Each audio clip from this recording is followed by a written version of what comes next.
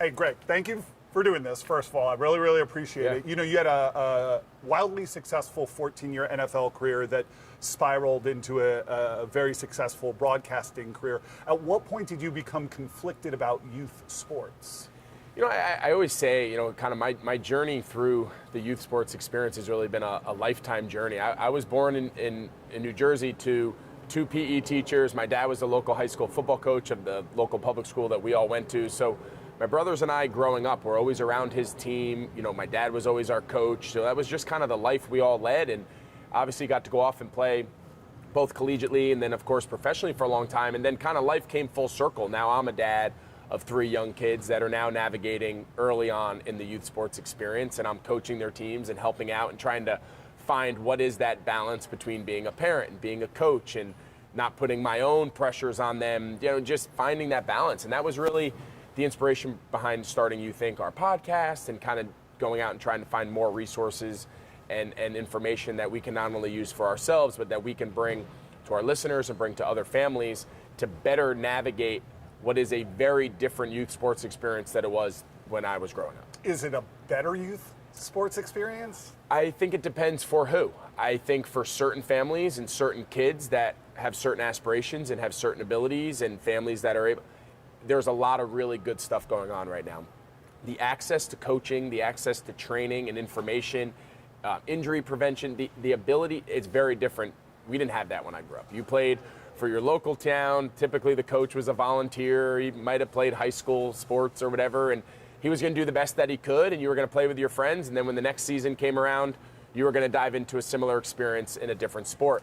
Nowadays, with the amount of trainers and the amount of coaches and the amount of people with great experience and knowledge that have access and interaction with young kids, it can be a great thing if done correctly, right? So that's the caveat. The problem is a lot of times it's taken to the complete opposite side of the spectrum, where it can be negative, it can be toxic, it could be more debilitating than it is invigorating for these young kids if it's not done correctly. And I think that's the balance that every family, every team, every coach is trying to find. What is the ability of pushing kids to learn to compete and learn to be the best versions of themselves, but also realize at the end of the day, we're talking about young kids that are not even in middle school yet oftentimes.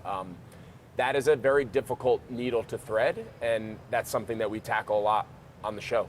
What do you think the journey is on the podcast that you want people to walk away from? You know, right now, our early, you know, we're 10 episodes in, and I think our listeners, the part that they're really resonating to is the tools and the resources that they can bring into their own families, the experiences that they can take from our guests, whether it's Coach Roy Williams or Dr. Michael Gervais or Russell Wilson and Jerry Rice, you know, whoever it is, Sean Johnson. I mean, we've had some really, really great guests with some really unique perspective and very different stories. What can they learn from their experience as parents, their experience as young athletes, that our listeners and viewers can bring home and implement into their own lives and decisions that they're handling in real time, in the moment? That's what we hope we can be. We hope You Think continues to grow, that we are that resource. We are that one-stop shop that for families that are having similar conversations that we are in our house at their own kitchen table, like, hey, if you don't know where to turn, come find You Think. Chances are we've covered it. Chances are we've talked to somebody who has really good insight, and hopefully you can pull out some of that information to use at home. From your experiences and your conversations, is the youth sports industry and world out of balance? I think in a lot of ways, yeah, I do. I think in a lot of ways we are putting winning, achievement, specialization, trying to make these early decisions at such a young age, right? We have kids now that at 10, 12 years old are being pressured to say, hey, you've got to pick your sport now. Are you a soccer player? Are you a basketball player? Are you a football player? These kids are in 5th, 6th, 7th grade. They don't know what they are, right? They're growing at different rates. They're hitting puberty at different rates. They're maturing at different rates. It's not, you don't have the ability to make those decisions at such a young age, right? And I think the more pressure these families and these kids feel to do what their neighbor does or do what their friends are doing, parents feel that pressure, and they feel like if they don't make similar decisions as the kid down the street, their kid's gonna be the one left behind. What about the kids who are maybe not at the most elite level, or the parents that don't have the money for the private coaches and the specialization leagues? How do we make sure that they still have an opportunity to participate? Yeah, when people ask me, like, what does the perfect youth experience look like in my eyes?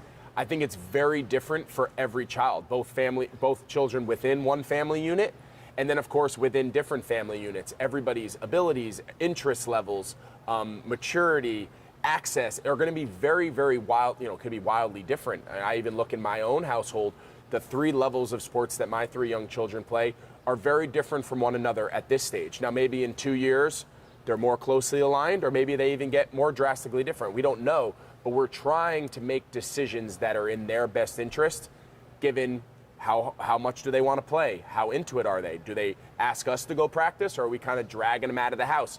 And then there's a fit at every level for all of those different kids. And I think there's a little bit of a stigma attached nowadays to certain levels of sports that I think makes kids be a little hesitant. I don't want to be seen as a rec ball kid. I don't want to see, and there's nothing wrong with it, right?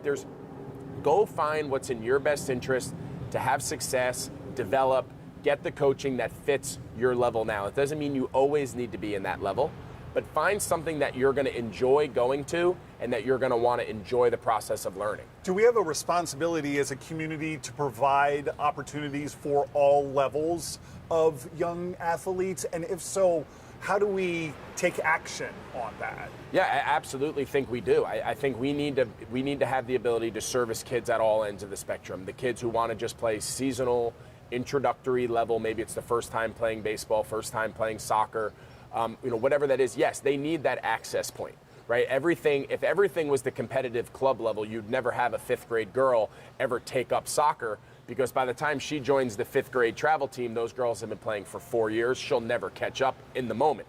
Over time, she may, but she'll never make the 5th grade team if those girls have been doing it since 1st grade. So she needs an entry point. She needs an access point. But at the same time, we can't coach and put everybody into the same bucket, because if you do have a 5th grade girl who is very advanced, she has a great skill set, she has a really strong desire to push and challenge, and she wants to compete at higher level than maybe what the local opportunities are, we need to make sure she has an outlet as well, that she can kind of fill her need and fill her desire to push herself and get outside of her little town, outside of her bubble, and find more competitive outlet that aligns with her interests, right? So I think we want to be able to service everybody in that spectrum, and I think different areas locally do a better job than others figuring that out, but I think it's a constant battle, and I think it's a huge challenge that sports across the country at the youth level are facing. And conversely, do we need to criticize or judge that high-level sports world with the private coaches, or just do a better job uplifting the alternative? Yeah, I think it's a great question. I think there is also a little bit of a stigma of the families who do play at the higher level and that do have kids.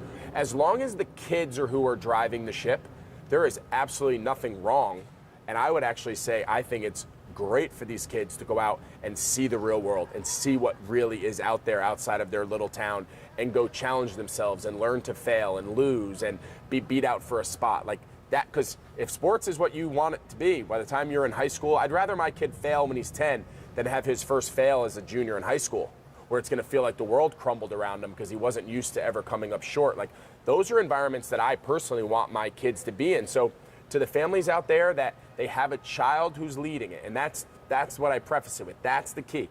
If your child really wants to go reach for the highest levels relative to their age, support them, give them as much access and resources as you're able to, financially, time, resources. There's a lot of components that go along with it. But if you can do it, because I think the lessons that come out of teaching your kids to work hard and have, the results they want, maybe the results they don't want, deal with adversity, failure, success, are all really good lessons to sort out when you're young and the repercussions aren't quite as important. The older you get, if that's the first time you ever deal with adversity and setback, we typically see kids not handle it as well. Finally, I want to give you an opportunity to speak about your relationship with the Aspen Institute, the seminar that we are here for today. Why do you feel that partnership is important to you, and what do you hope to accomplish? Yeah, so we had a guest on, one of our first guests, Dr. Michael Gervais. He was a world-renowned sports psychologist, works with Olympians, he works with Fortune 500 companies. He worked with me out in Seattle. He worked with the Seattle Seahawks in the NFL, and so he was one of our guests. And at the end of the interview, I said, is there a resource out there that other families can seek that they can better educate themselves into best practices of navigating the youth sports scene? And unsolicited, he said, you need to get in touch with the Aspen Institute. A lot of what they do is exactly what your podcast is looking to uncover. So from that conversation with Dr. Gervais, it led me to connect with the people here at Aspen Institute. And long story short, we ended up here at the Project Play Summit, where I'm going to have the opportunity to not only be on stage as one of the speakers and one of the panelists later on today, with Dr. Pearl from Hospital of Special Surgeries out of New York City, but then also have a lot of the other fellow keynote speakers and people that are participating today come join us for some really cool conversations that we'll put out on You Think, and just continue to educate our listeners and viewers and get as many people's input who live in this world as possible. And where can you find You Think, and where did the name come from? Yeah, the name really inspired because really youth sports, whether we like it or not, is sort of a big business. The idea of this just being a bunch of kids playing for their church or their rec league is not really what's happening anymore, and you can interpret that as being a good or a bad thing. It's up to everybody to make their own determination. But yeah, so You Think it's a big business now. There's money involved. There's people making careers out of this, and there's people that are putting a lot of time and energy and passion into not only their children, but also serving other people's children. And you can find us anywhere you find your podcasts. Apple, Spotify, wherever. Just go, subscribe, rate us, review. Hopefully everybody enjoys and takes something. There's something for everybody in these interviews, and we hope people give us a shot and check us out. Well, as a father of a youth baseball player, I will be listening. Greg, I appreciate you very it. much for Thank the you so time. much. I enjoyed appreciate it. Thank you.